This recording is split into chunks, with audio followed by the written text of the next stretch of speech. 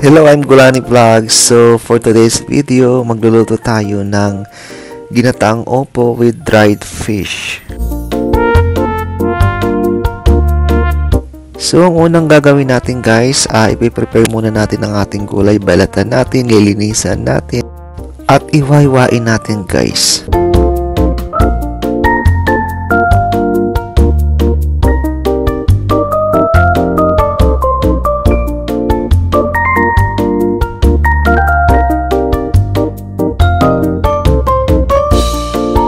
Sunod naman natin guys na ipiprepare ang ating sibuyas at saka bawang. Hiwa-hiwain din natin dito.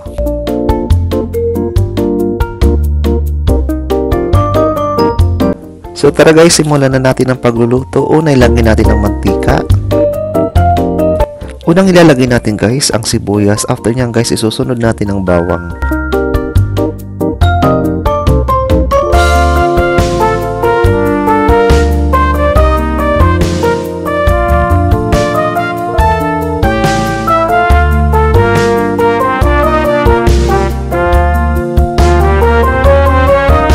Kapag medyo brown na guys ang ating sibuyas at bawang, ilagay na natin ang ating opo.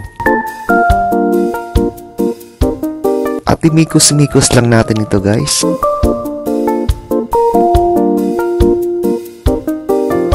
After guys, i-prepare din natin ang ating coconut powder. So ilagay natin sa bowl na maliit at lagay natin ng mainit na tubig. So bali, 2 sachet ang aking ilagay guys.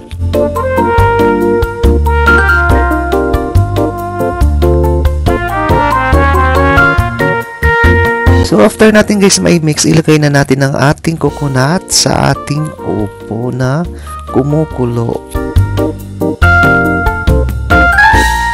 At isunod na rin natin guys ang ating dried fish. Bali ang binili ko dito guys ay toyo dahil wala pong tilis dito sa tindahan, kaya ito na lang guys ang ating nilagay. Ilagay na rin natin guys ang ating magic sarap. Kung wala kayo, bahala kayo kung anong gustong ilagay. At lagyan natin siya ng paminta, ilagay natin siya ng salt, at nilalagyan ko rin siya guys ng sugar, konting sugar lang.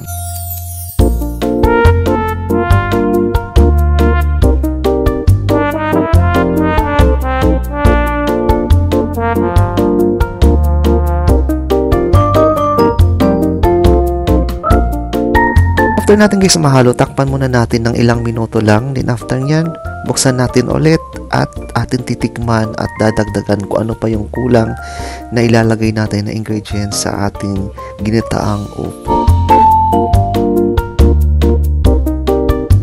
So bali nilagyan ko siya guys ng konting soy sauce at nilagyan ko rin siya ng konting vinegar para hindi mapanis kasi pang 1 week ko ito na ulam.